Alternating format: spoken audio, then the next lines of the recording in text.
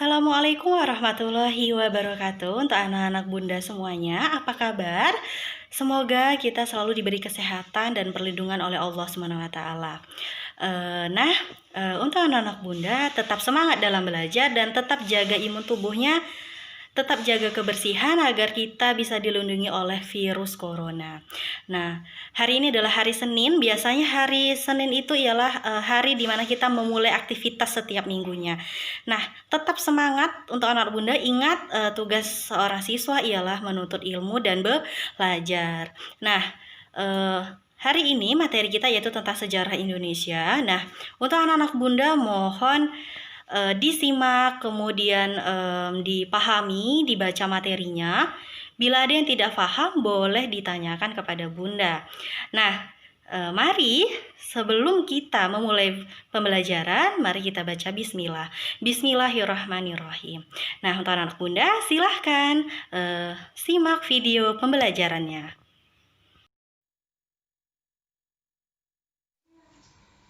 Baik, untuk anak-anak bunda, hari ini kita masih belajar tentang bab yang pertama, yaitu antara kolonialisme dan imperialisme.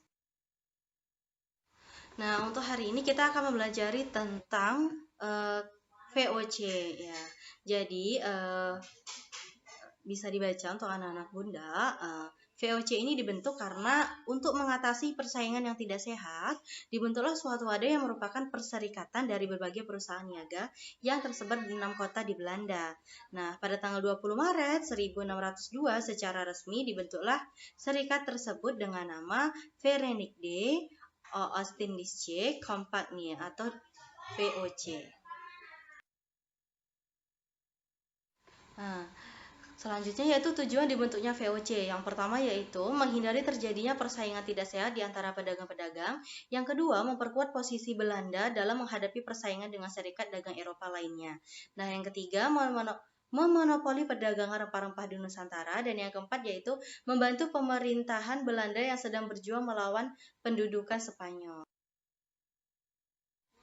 Kemudian ada beberapa hak-hak istimewa atau hak otoriter VOC. Yang pertama yaitu menjadi wakil sah pemerintah Belanda di Asia, melakukan monopoli perdagangan, mencetak dan mengedarkan mata uang sendiri, mengadakan perjanjian serta mengumumkan perang dengan negara lain, menjalankan kekuasaan kehakiman, memungut pajak, memiliki angkatan perang sendiri, dan menyelenggarakan pemerintahannya sendiri.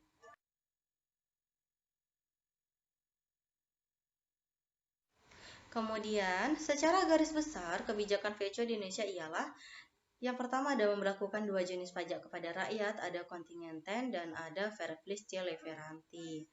Nah, kemudian yang kedua menyingkirkan pedagang-pedagang lain, baik dari negara-negara lain maupun dari Jawa, Melayu, Arab, Tiongkok, dan sebagainya. Yang ketiga yaitu menentukan luas areal penanaman rempah-rempah serta menentukan jumlah tanaman rempah-rempah. Kebijakan ini khusus di daerah Maluku untuk tanaman cengkeh dan pala. Kemudian ada melakukan kebijakan ekstirpasi, kemudian mewajibkan kerajaan-kerajaan yang telah terikat perjanjian dengan VOC untuk memberikan UPT tiap tahunnya, dan mewajibkan rakyat menanam tanaman tertentu, terutama kopi, dan hasilnya dijual kepada VOC dengan harga yang sudah ditentukan VOC. Agar kebijakan-kebijakan VOC dapat terlaksana dengan baik, maka VOC menerapkan 2 hal penting, yaitu yang pertama, VOC tidak segan-segan melakukan tindak kekerasan terhadap siapa saja yang berani menentang kebijakan-kebijakannya. Para raja atau sultan yang menolak berdagang dengan syarat-syarat yang diajukan VOC akan ditangkap dan dibuang ke daerah bahkan ke negara lain. Kemudian yang kedua, VOC menerapkan politik belah pecah atau divide et impera. Salah satu cara yang sering dilakukan ialah mencampuri urusan internal kerajaan. Selain itu, akan menawarkan bantuan kepada salah satunya. Jika kerjasama itu berhasil, maka VOC akan mengikat kerajaan tersebut dengan perjanjian-perjanjian yang menguntungkan VOC. Ada beberapa gubernur VOC, sebenarnya masih banyak lagi, cuman Bunda hanya menjelaskan, bukan menjelaskan tapi menyebutkan beberapa. Nah, yang pertama yaitu ada Peter Both yang ditunjuk sebagai Gubernur Jenderal VOC pertama pada November 1610 sampai 1614. Kemudian selanjutnya ada Gubernur Jenderal Both yang berturut ialah Gerard Reims pada tahun 1614 sampai 1615. Kemudian ada Lawrence Real, ada Jan Pieterszoon. Nah, kemudian pada zaman Jan Pieterszoon itu di antara tahun 1623 sampai 1627 itu sempat diisi oleh Peter de Carpentier. Kemudian ada Gubernur-Gubernur Jenderal VOC selanjutnya meneruskan kebijakan monopoli dan penjajahan terhadap rakyat Nusantara yang telah dirintis oleh J.P. Kuhn.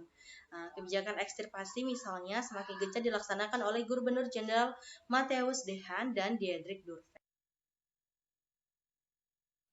Berakhirnya kekuasaan VOC. Pada 31 Desember 1799, VOC resmi dibubarkan dan pemerintahan VOC di Nusantara diambil alih oleh pemerintah Belanda. Ada faktor internal dan faktor eksternal. Nah, salah satunya bentuknya faktor internal ya, terjadinya korupsi di semua tingkatan birokrasi, kemudian adanya kepentingan pribadi dalam kegiatan perdagangan rempah-rempah, kemudian perdagangan gelap merajalela. Kemudian anggaran biaya untuk para pegawai sangat besar karena meluasnya kekuasaan VOC. Kemudian adanya persaingan dengan perserikatan dagang lainnya seperti East Indian Company Inggris. Dan adanya pemasukan yang kecil serta utang yang menumpuk menyulitkan VOC untuk memberikan imbal hasil kepada pemegang saham. Untuk faktor eksternal, pada tahun 1975, Prancis di bawah Napoleon Bonaparte menguasai Belanda dengan mendirikan Republik Batav. Sebelumnya, pada tahun yang sama atas dukungan Prancis, Raja Belanda Willem V digulingkan oleh kaum Republikan atau Belanda. Belanda pun menjadi republik. Setelah itu, Raja Belanda Willem V menyingkir ke Inggris. Republik baru ini menjadi semacam negara bawahan dari Prancis. Sebagai Republik Belanda menjadi sekutu Prancis dalam gerakan anti-monarki untuk melawan Inggris. Pendudukan ini merupakan bagian dari cita-cita imperialisme Napoleon Bonaparte yang menyebarluaskan dan cita-cita revolusi Prancis ke seluruh negara Eropa yang umumnya masih menganut sistem pemerintahan monarki. Perubahan politik ini ikut memengaruhi kebijakan Belanda terhadap VOC. Pemerintah Republik Batav memandang apa yang dilakukan. VOC bertentangan dengan semangat kesetaraan dan kebebasan. Oleh karena itu, VOC dibubarkan pada tahun 1799. Sekian materi hari ini untuk pelajaran sejarah Indonesia kelas 11. Baik, sekian video pembelajaran dari Bunda. Semoga anak-anak Bunda bisa memahami dan mohon maaf bila Bunda ada kesalahan. Wabillahi taufiq wal hidayah. Wassalamualaikum warahmatullahi wabarakatuh.